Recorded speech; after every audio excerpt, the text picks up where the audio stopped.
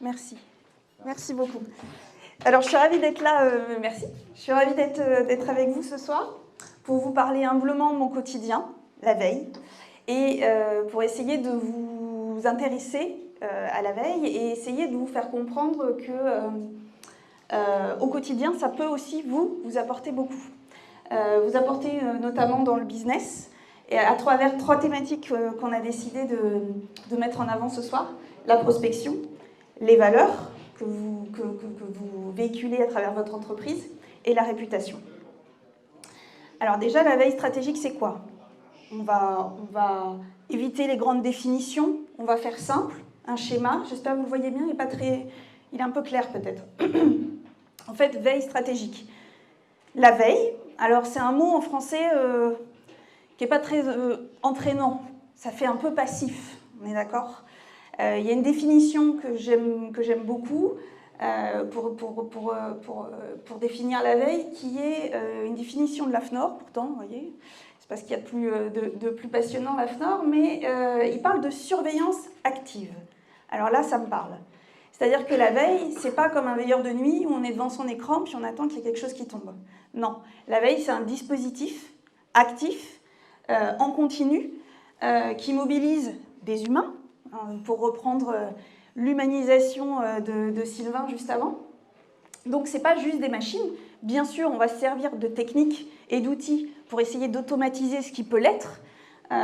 Et puis, nous, on va apporter de la valeur ajoutée humaine derrière. Donc ça, c'est pour le côté veille, surveillance active du dispositif. Et puis stratégique. Stratégique, pourquoi ? Parce que la veille, en tout cas, moi, telle que je la conçois, c'est la veille au service de votre stratégie, de votre business. C'est bien ça l'intérêt. Si le matin, vous lisez votre revue de presse, on vous a fait une sélection d'articles, vous les parcourez comme ça, le titre, le chapeau, et puis hop, vous le mettez de côté, vous passez à votre journée de boulot, c'est que la veille, elle ne sert à rien, concrètement. Il faut qu'elle soit connectée à votre journée de travail pour que ça fonctionne. Et pour ça, il faut vous donner envie de la lire, bien sûr. Donc, en fonction du secteur d'activité dans lequel vous évoluez, en fonction des objectifs aussi, il peut y avoir différentes veilles. Alors, tout ça, c'est de la veille stratégique parce qu'au service du business, mais ça peut être de la veille concurrentielle. Bon, celle-là, elle est globalement plutôt obligatoire dans tous les cas. On va pas se leurrer. Juridique et fiscale, économique et financière, scientifique et technologie, autrement dit innovation, sociale, sociétale, commerciale. En fait, vous pouvez trouver toutes les dénominations de veille possibles et inimaginables. Derrière, en fait, ça veut juste dire qu'on met certains objectifs et certains besoins. Voilà. Donc, globalement, la veille stratégique, elle est juste au service du business. Alors, la veille stratégique, on sait ce que c'est maintenant, mais c'est pour qui ? La plupart du temps, on me dit non, c'est pas pour moi, c'est pour les grands groupes. Non, moi je laisse ça à ceux qui décident. Bon.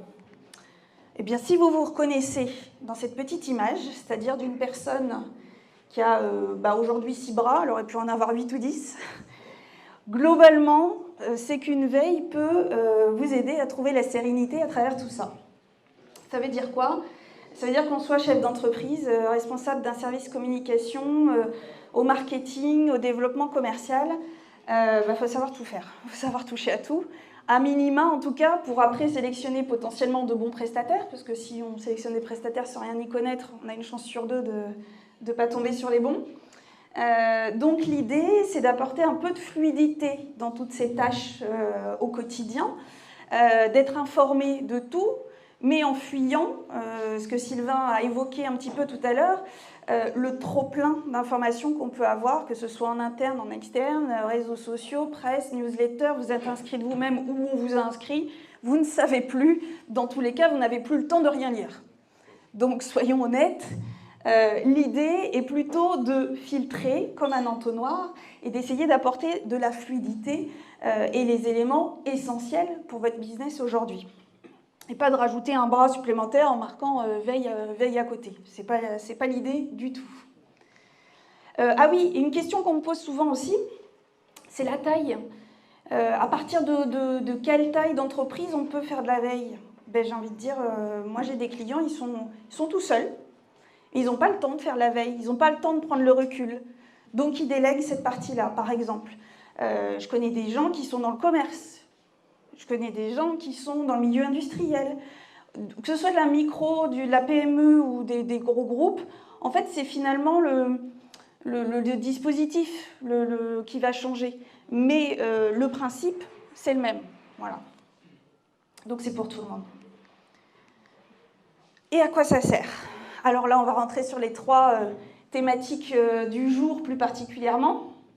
Oui, parce que comme Sylvain, je fais des cours aussi, alors je peux vous en parler pendant très longtemps. Donc on va déjà se focaliser là-dessus, c'est-à-dire anticiper les tendances pour pouvoir affirmer vos valeurs. Encore faut-il les connaître, mais quand on ne part pas d'une page blanche et qu'on a comme support un article de presse, une information qui ne nous est pas indifférent et où on a un avis à donner dessus, bah forcément, les valeurs, elles coulent de source, elles vont de soi. Ça peut vous aider à trouver, en tout cas, des éléments clés sur lesquels communiquer. Le deuxième volet, c'est détecter des opportunités de développement pour pouvoir prospecter efficacement. Et enfin, et pas des moindres, c'est un volet qui est, à mon avis, peut-être ils sont tous très importants, mais en tout cas, pour moi, c'est important de sensibiliser tous mes clients à ce risque-là. C'est utiliser la veille pour identifier les risques potentiels de votre business et surtout réagir et pouvoir gérer votre réputation au mieux. Alors, à l'origine, la veille, c'est la recherche d'infos. Vous allez me dire, moi je fais de la veille, je sais faire des recherches sur Google, je trouve ce que je veux. Je sais aller regarder les infos sur LinkedIn dans mon fil d'actualité régulièrement.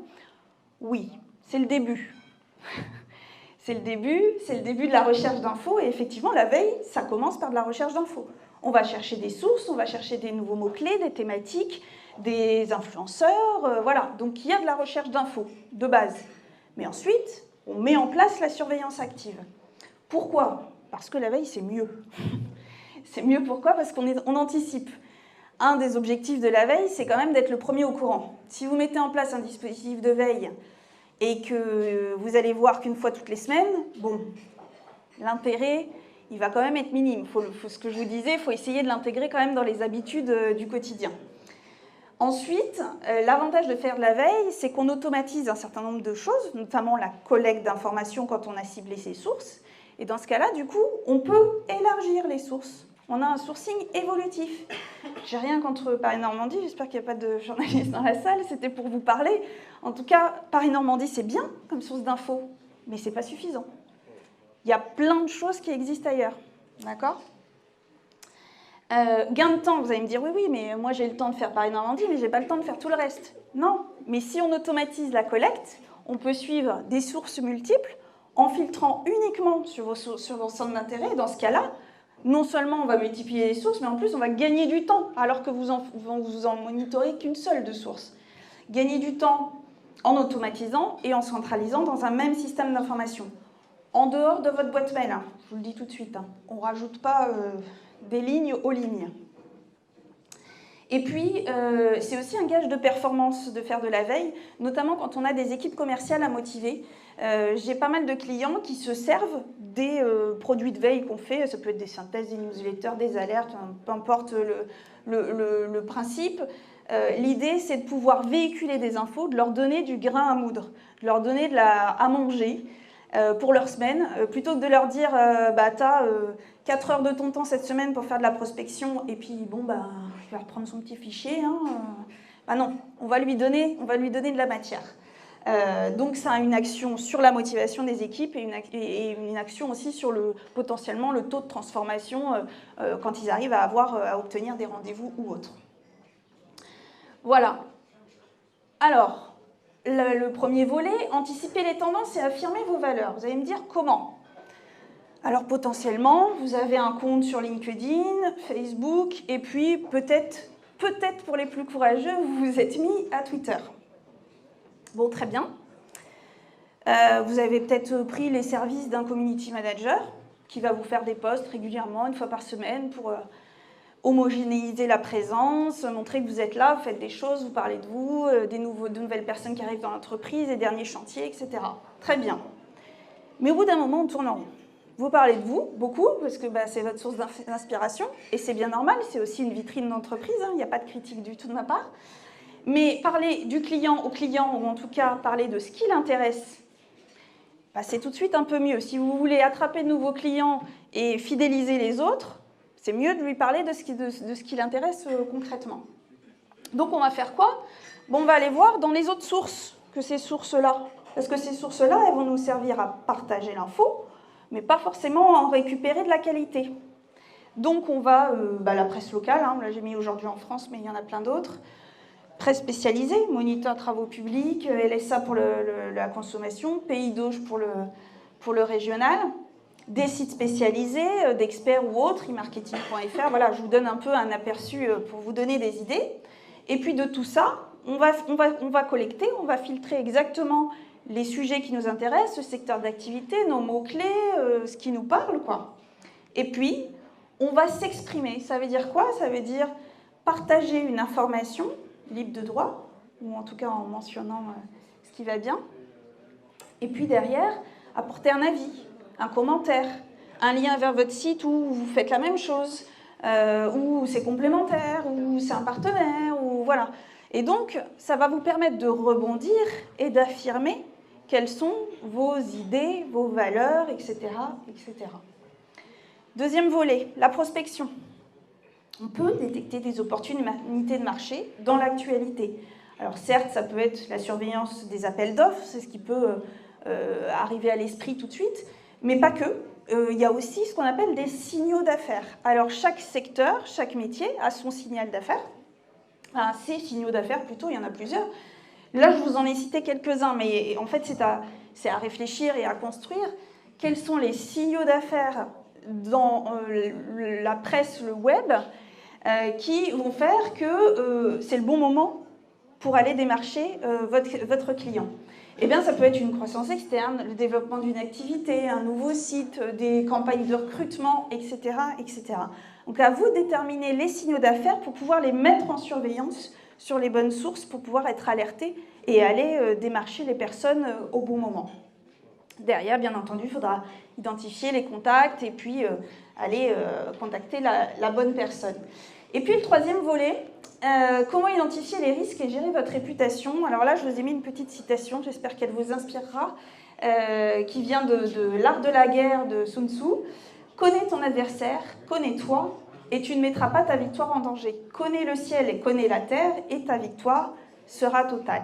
Certes, vous avez peut-être des remontées d'informations terrain, mais vous pouvez aussi mettre une surveillance de la concurrence, directe ou indirecte, hein, parce qu'il y a aussi des nouveaux entrants sur le secteur, par exemple, par rapport à une réglementation, par rapport à une actualité X ou Y qui va faire que il y a de nouvelles personnes qui vont arriver, il y a des nouveaux marchés, des nouveaux produits, des nouveaux tarifs. Voilà, il y a beaucoup de choses qui peuvent faire que vous avez besoin d'adapter votre stratégie au quotidien. C'est bien ça l'enjeu, identifier le risque, ça veut dire pouvoir adapter au quotidien et être sûr de son environnement. Donc la veille peut vous aider effectivement à mieux connaître. Vous allez me dire, c'est gentil, mais on fait ça comment? Alors il faut un peu de technique. Là, on a vu les idées, c'est bien.